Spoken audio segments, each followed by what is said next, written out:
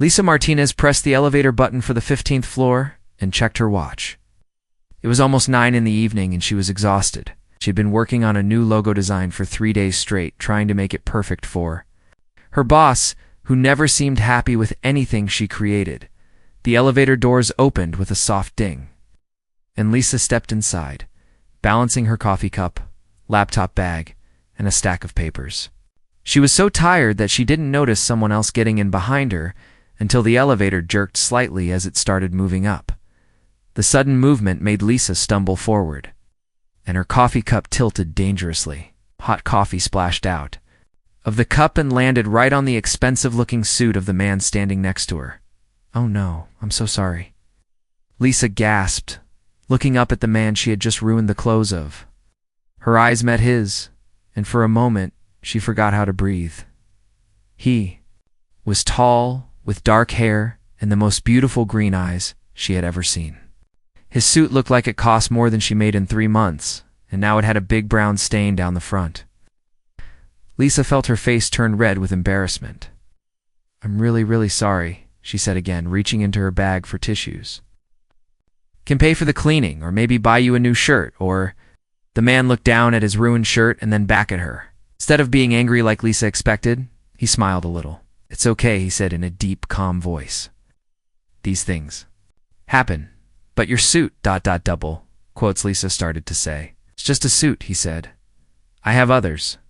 The elevator stopped at the 10th floor, and the man stepped out. "Don't worry about it," he called back as the doors closed. Lisa stared at the closed doors, feeling terrible. She had just ruined a stranger's expensive clothes, and he had been so nice about it. She didn't even know his name. 20 minutes later, Lisa finished her work and headed back down to the lobby. She was surprised to see the same man sitting in the small cafe area near the front desk. He had changed into a simple white dress shirt, and his stained jacket was hanging over the back of his chair. Lisa walked over to him slowly. "Excuse me," she said. "I wanted to say sorry again about your suit." Looked up from his phone and smiled like I said, "Don't worry about it. Would you like to sit down? You look tired." Lisa hesitated. She didn't usually talk to strange men, especially ones who looked as rich and important as this guy did. But he seemed kind, and she was tired. "Okay," she said, sitting down across from him, "just for a minute." "I'm Ryan," he said, putting his phone away. "Lisa," she replied. "Do you work in this building?" "Something like that," Ryan said. "What about you?" "I work for a design company on the 15th floor," Lisa explained. "I was working late again. My boss wants everything perfect, and sometimes I feel like I'll never make him happy." Ryan nodded. "I know that feeling. Work can take over your whole life if you let it." They talked for almost an hour. Lisa found herself relaxing as they spoke. Ryan was easy to talk to, and he seemed genuinely interested in what she had to say. He didn't talk about himself much, but Lisa didn't mind. It felt good to have someone listen to her for once. "Would you like to get some real food?" Ryan asked, when the cafe started closing. "There's a nice place around the corner."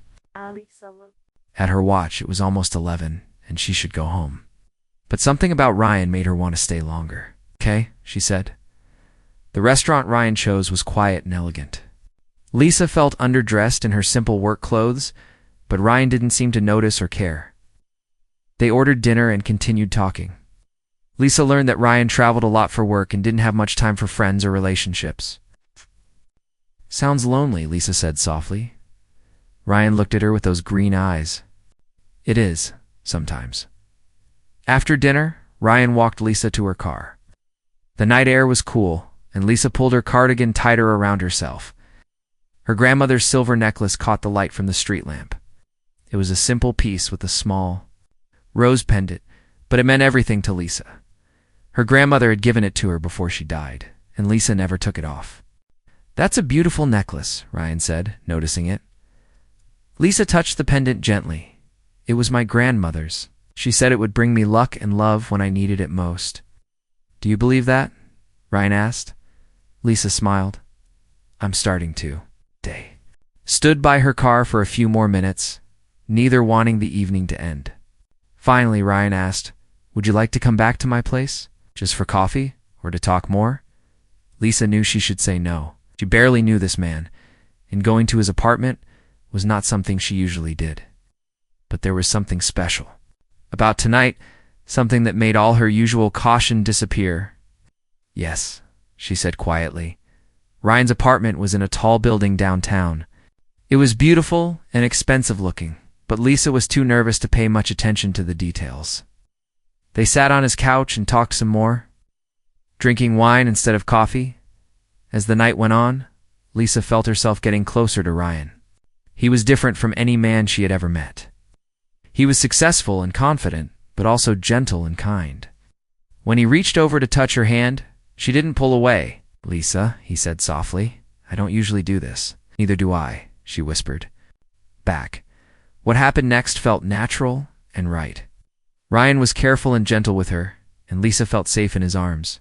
When she woke up the next morning in his comfortable bed, sunlight was streaming through the tall windows. Ryan was already awake, looking at her with a soft expression. "Good morning," he said. "Good morning," Lisa replied, suddenly feeling shy. Ryan's phone rang loudly from the other room. He got up to answer it, and Lisa could hear him talking in a serious, businesslike voice. "I'm sorry, Lisa. There's an emergency. At work, I have to fly to Chicago this morning," Lisa said, trying not to show her disappointment. "Give me your number," Ryan said quickly, grabbing a pen. "I'll call you as soon as I get back." Lisa wrote her number on a piece of paper and handed it to him. Ryan kissed her goodbye, a quick but sweet kiss that made her heart race. "I'll call you," he promised as he rushed to get ready. Lisa left his apartment feeling like she was walking on air. She had never felt this way about anyone before. As she drove home, she touched her grandmother's necklace and smiled. Maybe the old stories about luck and love were true after all. 5 years had passed since that night, and Lisa's life had changed completely. She lived in a small town called Millbrook, 2 hours away from the big city where she used to work. Her little house had a white fence and a garden where her 4-year-old daughter Emma loved to play. Emma was the light of Lisa's life. She had Ryan's beautiful green eyes and his thick dark hair, but she had Lisa's smile and gentle nature. Every morning, Emma would wake up early and climb into Lisa's bed, chattering about her dreams and asking a million questions about everything. "Mama, why is the sky blue?" Emma asked one morning as they sat at the kitchen table eating breakfast. "Sweetie, it has to do with the way light works," Lisa explained, trying to make it simple for a 4-year-old to understand. "Oh," Emma said, nodding seriously as if she completely understood. "Can we paint the sky purple instead?" Lisa laughed. "If we could, what color would you make the grass?" "Pink," Emma said with excitement. Everything would be pink and purple and sparkly. Lisa worked from home now, doing graphic design for small companies and websites. It didn't pay as much as her old job, but it allowed her to be with Emma all the time. She had learned to be both mother and father to her daughter, though sometimes she wondered what Emma was missing by not having a dad. Lisa still wore her grandmother's necklace every day. Sometimes she would touch it and remember that night with Ryan, wondering what might have happened if things had been different. After Ryan left for his business trip, Lisa had waited for him to call. Days turned into weeks, and her phone stayed silent. When she discovered she was pregnant, she tried to find him. All she knew was his first name, and that he worked in the tall building downtown. It took her weeks of asking around before someone finally told her his full name was Ryan Carter, that he was the CEO of Carter Industries. Lisa looked him up online and felt her heart sink. He was rich and powerful, always in business magazines and at fancy events with beautiful women. Lisa convinced herself that a man like that would never want anything to do with her or a baby. She decided it was better to raise Emma alone than to face rejection from someone who lived in a completely different world. Meanwhile, in the city, Ryan Carter sat in his office on the 40th floor, staring out at the busy streets below. His life looked perfect from the outside. He had money, success, and respect. But inside he felt empty. He had never forgotten Lisa, even after 5 years. He could still remember the way she smiled, the sound of her laugh, and how beautiful she looked in the morning sunlight. Most of all, he remembered her silver necklace. With the small rose pendant, Ryan had tried to find her many times, Went back to the building where they met and asked everyone he could find. But no one knew a Lisa who worked for a design company. He had even hired a private detective, but there was no trace of her anywhere. His assistant knocked on his office door. "Mr. Carter, your mother is here to see you." Ryan sighed. His mother, Helen Carter, was a strong woman who had very clear ideas about what Ryan's life should look like. She visited his office at least once a week to remind him that he was 37 years old and still not married. "Ryan, darling," Helen said as she walked into his office wearing an expensive dress and too much jewelry, "I've arranged a dinner for you tonight with the Morrison girl. She's perfect for you, beautiful, educated, and from a good family." "Mother, I've told you before I'm not interested in arranged dates," Ryan said, not looking up from his computer. "But Ryan, you can't stay single forever. What about giving me grandchildren? What about continuing the Carter family name?" Ryan almost laughed, but it wasn't funny. His doctors had told him years ago that he couldn't have children. It was one of the reasons his last serious relationship had ended. His girlfriend at the time had wanted kids, and Ryan couldn't give her that. "I'm busy with work," Ryan said. "The company needs my attention." "The company will be fine. You need a wife and family," Helen insisted. After his mother left, Ryan sat alone in his office as the sun set over the city. He thought about Lisa often, especially when his mother talked about family and children. Sometimes he wondered if that one perfect night was all he would ever have of real happiness. Ryan had a small sketch in his desk drawer that an artist made based on his description of Lisa's necklace. He looked at it sometimes, hoping that one day he might see that necklace again and find the woman who wore it back in Millbrook. Lisa was giving Emma a bath before bedtime. Emma loved bath time and always made a huge mess with her toys and bubbles. "Mama, tell me about my daddy," Emma said suddenly, playing with a rubber duck. Lisa's hand stopped moving as she washed Emma's hair. This was a question Emma asked sometimes, and it always made Lisa's heart ache. "Well, your daddy is a good man," Lisa said carefully. "He's smart and kind, and he has green eyes just like you do." "Why doesn't he live with us?" Emma asked. "Sometimes grown-ups have to live in different places," Lisa explained. "But that doesn't mean he doesn't love you." "Do you think he knows about me?" Emma asked. Lisa felt tears start to form in her eyes. "I don't know, baby. Maybe someday you'll get to meet him." "I hope so," Emma said. "I think he would like our house and our garden. Maybe he could help me paint the fence pink." That night, after Emma was asleep, Lisa sat on her front porch looking at the stars. She touched her necklace and wondered if Ryan ever thought about her. She had seen pictures of him in magazines over the years, always looking serious and important, at business events. Sometimes Lisa thought about calling him or writing him a letter, but fear always stopped her. What if he didn't remember her? What if he was angry that she never told him about Emma? What if he tried to take Emma away from her? Lisa had built a good life for herself and her daughter in Millbrook. They were happy and safe, even if their life was simple. Maybe it was better to leave things the way they were, but deep in her heart, Lisa knew that Emma deserved to know her father, and that Ryan deserved to know he had a daughter. She just didn't know how to make that happen without risking everything she had worked so hard to build. As she went inside and locked the door, Lisa made a promise to herself. Someday, when she was brave enough, she would find a way to tell Ryan about Emma, but not yet. Not until she was sure she could handle whatever happened next. Lisa checked her watch. As she walked through the lobby of the Grand Plaza Hotel, she was 15 minutes early for her meeting with a new client, which was exactly how she liked it. Emma was playing quietly in the hotel's beautiful garden area, where Lisa could see her through the big glass windows. "Stay where I can see you, sweetie," Lisa called to Emma, who was fascinated by the colorful flowers and small fountain in the garden. "Okay, Mama," Emma called back, her green eyes bright with excitement as she explored the pretty space. This client meeting was important for Lisa. The hotel chain wanted her to design their new logo and website, and it would be the biggest job she had ever gotten. If it went well, she might be able to save enough money to send Emma to a better school, or maybe even take a real vacation. Lisa had driven to the city that morning, leaving Millbrook at dawn so they could arrive early. Emma had been so excited about the trip, asking questions about the tall buildings and busy streets during the whole drive. Inside the garden, Emma was having the time of her life. She had never seen such a fancy place before. There were beautiful flowers everywhere, and the fountain made soft, peaceful sounds. She was playing with her favorite pink ball, throwing it gently and catching it. But then she threw it a little too hard, and the ball bounced away from her, toward a man who was sitting on a bench near the fountain. The man was wearing a dark suit and looking at his phone, and he seemed very serious and busy. Emma ran after her ball, but she was shy around strangers. She stopped a few feet away from the man and looked at him with her big green eyes.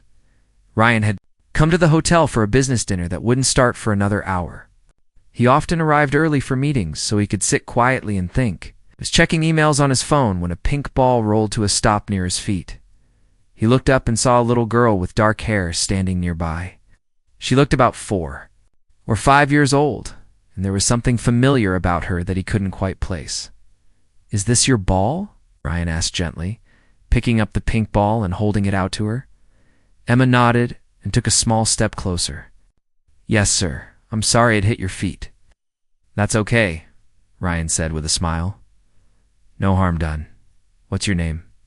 "Emma," the little girl said, taking the ball from him. "What's your name?" "I'm Ryan," he said. Something about this child made him want to keep talking to her. "Are you here with your family?" "I'm here with my mama," Emma said, pointing toward the lobby. "She's having a work meeting. She draws pictures for computers and websites and things like that." Ryan nodded, but he was studying Emma's face more carefully now. Her eyes were the exact same shade of green as his own, which was unusual. Most people had brown or blue eyes. But Emma's were the same bright green that Ryan saw in the mirror every day. "Your mama sounds very talented," Ryan said. "Do you like to draw too?" "Yes, I love drawing," Emma said, becoming more comfortable with this nice man. "Draw flowers and houses, and sometimes I draw my mama. She's really pretty, and she has a special necklace that belonged to my grandmama."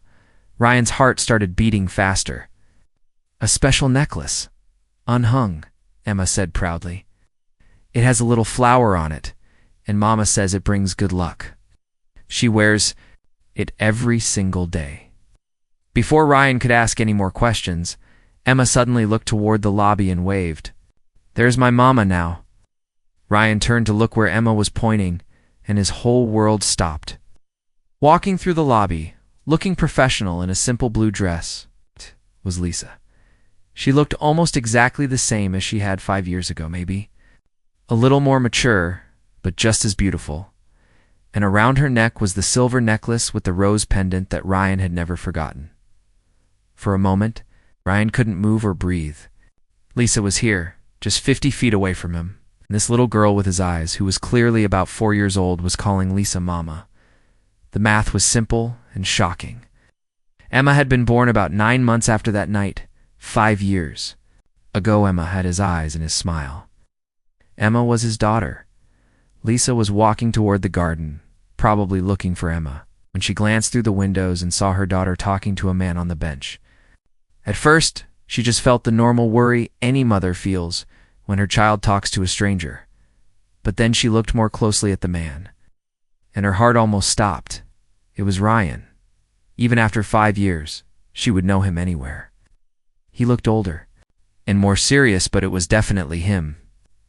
He was talking to Emma, and Emma seemed comfortable with him, which made Lisa panic even more. Lisa's first thought was to run. Her second thought was that she needed to get Emma away from Ryan before he figured out who Emma was. But as she watched them through the window, she could see Ryan looking at Emma very carefully, and she knew it was already too late. Ryan looked up and saw Lisa staring at him through the window. Their eyes met across the space between them, and Lisa saw recognition and shock in his green eyes. She also saw something else that scared her even more. Understanding, Lisa quickly walked into the garden, trying to stay calm so she wouldn't frighten Emma. "Emma, sweetheart, come here, please," Lisa said, her voice sounding strange even to herself. "Mama." "This is Ryan," Emma said happily. "He's really nice, and he gave me my ball back when I threw it too far." Ryan stood up slowly, never taking his eyes off Lisa. "Hello, Lisa," he said quietly. "Hi," Lisa whispered, feeling like she might faint. Emma looked back and forth between the two adults, sensing that something important was happening but not understanding what it was. "Do you two know each other?" Emma asked with curiosity. "Lisa." And Ryan stared at each other, neither knowing how to answer that question. The silence stretched on for what felt like forever. Finally, Ryan spoke. "We met a long time ago," he said, his voice careful and controlled. Lisa could see that Ryan was putting the pieces together. The timing, Emma's age, her eyes that matched his exactly. She could see the questions in his face and the growing certainty of what the answers would be. "Emma, go wash your hands in the bathroom," Lisa said quickly. "We need to leave soon." "But Mama, I want to talk to Ryan more," Emma protested. "Go wash your hands, please," Lisa said more firmly. Emma sighed, but obediently ran toward the lobby to find the bathroom. As soon as Emma was gone, Lisa and Ryan were left alone in the garden. The fountain continued to make its peaceful sounds, but the tension between them was thick and heavy. "She's mine, isn't she?" Ryan said quietly. Lisa felt tears starting to form in her eyes. "I can explain. She's 4 years old. She has my eyes." "You disappeared 5 years ago," Ryan said, his voice getting stronger. "Lisa, she's my daughter." Lisa nodded, unable to speak. Ryan sat back down on the bench heavily, like all the air had been knocked out of him. "I have a daughter," he whispered. To himself, Lisa watched him, terrified of what he might say or do next. She had imagined this moment so many times, but she had never been prepared for how it would actually feel. When Emma came running back from the bathroom, she found her mama crying and Ryan looking very serious. "Mama, what's wrong?" Emma asked. Worried, Lisa quickly wiped her eyes and picked up Emma. "Nothing's wrong, baby. We just need to go now." But as Lisa tried to leave with Emma, she could feel Ryan watching them. She knew this wasn't over. After 5 years of hiding, her secret was finally out. 3 days after the hotel meeting, Lisa was working in her small home office when she heard a car pull into her driveway. She looked out the window and felt her heart sink.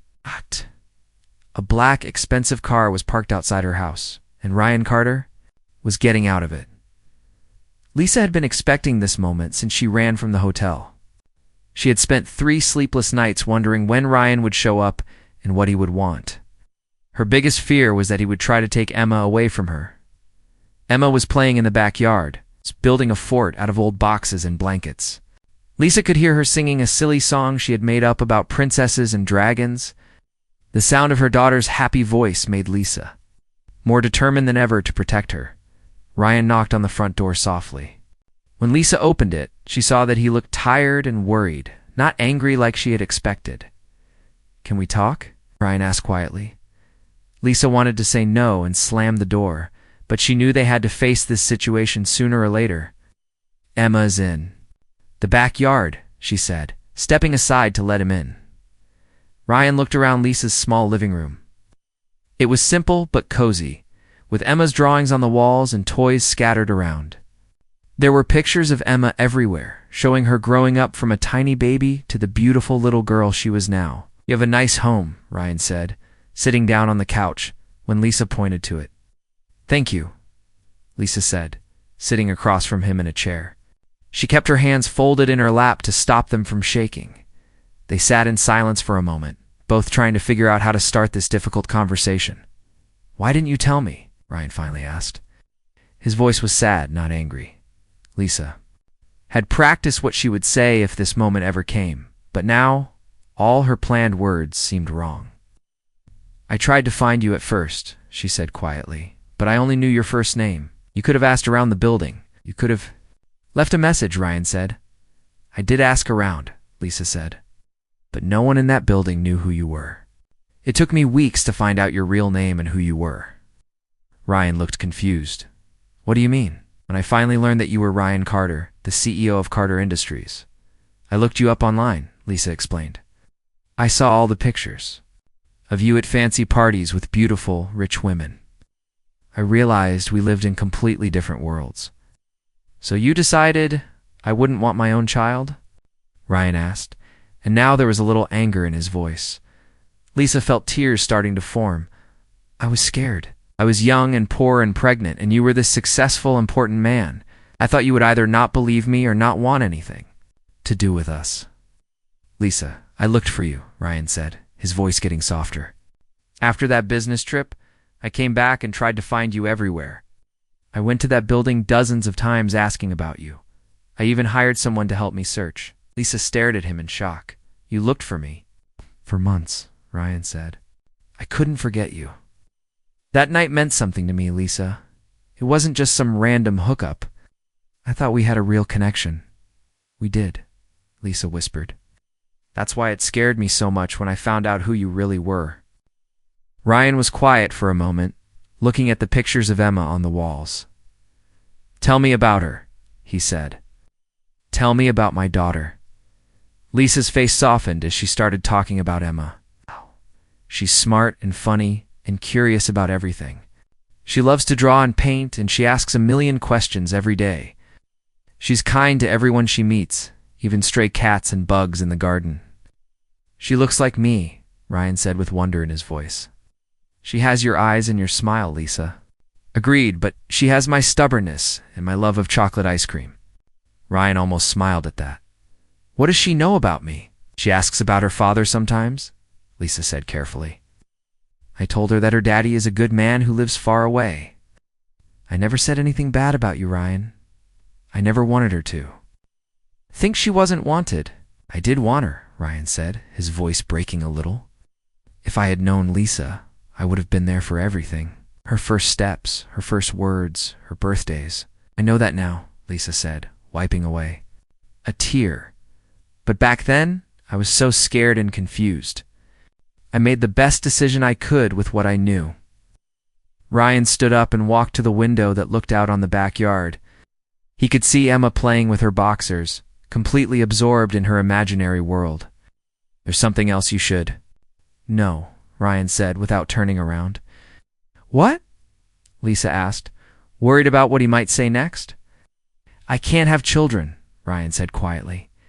At least, that's what the doctors told me years ago. They said it was impossible. Lisa felt shocked. But Emma is a miracle, Ryan said, finally turning to look at Lisa. Do you understand? For years, I believed I would never have a family, never have children. Now, I find out I have. A beautiful daughter who's been in this world for 4 years without me knowing. Just then, the back door opened, and Emma came running in, covered in dirt and grinning from ear to ear. Mama, I built the best fort ever. You have to come see it. Emma stopped when she saw Ryan. Oh, hi, Ryan. What are you doing at my house? Lisa and Ryan looked at each other, neither knowing how to answer that question. I came to visit you and your mama, Ryan said carefully. Cool, Emma said. Do you want to see my fort? What? It's got a secret entrance and everything. Ryan looked at Lisa, asking permission with his eyes. Lisa nodded slowly. I would love to see your fort, Ryan said. Emma grabbed Ryan's hand and pulled him toward the back door. Come on, but you have to crawl to get inside. It's a rule. Lisa followed them outside and watched as Emma proudly showed Ryan her creation. Ryan got down on his hands and knees to crawl into the little fort, and Emma giggled with delight. This is amazing, Emma, Ryan said from inside the fort. You're a great builder. Thank you. Mama says I get my creativity from her, but maybe I get some from you too, Emma said innocently. Ryan and Lisa looked at each other over Emma's head. The innocent comment hit them both hard. For the next hour, Ryan played with Emma in the backyard. He pushed her on the old swing that hung from the big oak tree, helped her catch fireflies in a jar, and listened to all her stories about her toys and friends. Lisa watched from the porch, amazed at how naturally Ryan connected with Emma. She could see how much he loved her already, how much Emma was enjoying having a man pay attention to her. When it started getting dark, Emma ran up to the porch where Lisa was sitting. Mama, can Ryan stay for dinner? Emma asked. Please? I want to show him my drawing book. Lisa looked at Ryan, who was standing nearby with hope in his eyes. Okay, Lisa said, but just tonight. Emma cheered and ran back to Ryan. Can stay. We're having spaghetti, and Mama makes the best sauce in the whole world. During dinner, Emma chattered nonstop, telling Ryan about her school, her friends, and her favorite TV shows.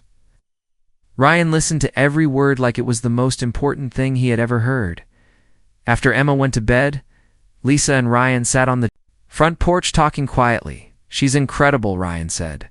I can't believe I've missed 4 years of her life." "I'm sorry," Lisa said. "I know that doesn't fix anything, but I really am sorry." "I don't want to disrupt your life," Ryan said. "But Lisa, I want to be part of Emma's life. I want to be her father." "What does that mean exactly?" Lisa asked, scared of the answer. "I don't know yet," Ryan admitted. "I just know that I love her already, and I want to get to know her better. Can we figure it out together?" Lisa looked at this man who had given her the most precious thing in her life, and she nodded. "Yes," she said. "You can try." 6 months had passed since Ryan first came to Millbrook, and everything in Lisa's life had changed. Every Friday evening, Ryan would drive the 2 hours from the city to spend the weekend with them. Emma had grown to love these visits, and she would spend all week making drawings and crafts to show her daddy when he arrived. Lisa had been nervous at first about how Emma would handle learning that Ryan was her father. But when they finally told her the truth, Emma had simply nodded and said, "I knew he was special. He has the same eyes as me." Children, Lisa had learned, were much better at accepting change than adults. Ryan had been careful not to push too hard or too fast. He wanted to earn his place in Emma's life, not demand it. He brought small gifts sometimes, but nothing too expensive that would make Lisa uncomfortable. He helped with bedtime stories, taught Emma how to ride a bike, and listened to all her endless questions about everything.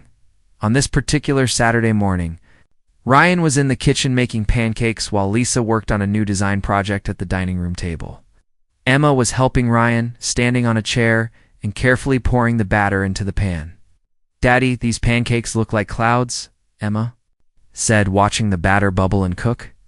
"They do," Ryan agreed, smiling at how naturally Emma now called him Daddy.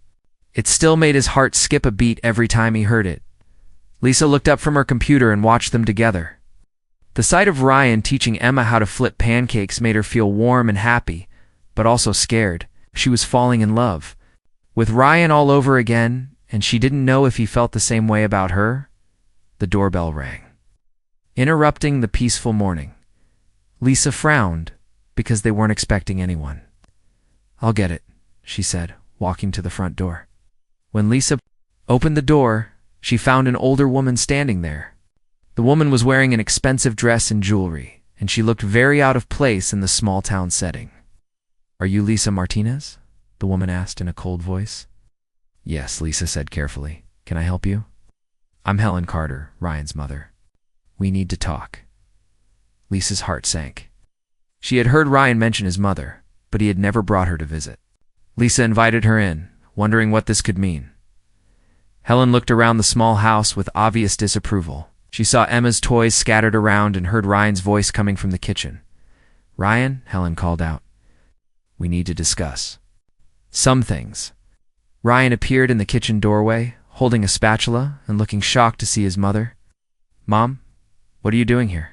"I came to see what kind of situation you've gotten yourself into," Helen said, looking at Lisa with unfriendly eyes.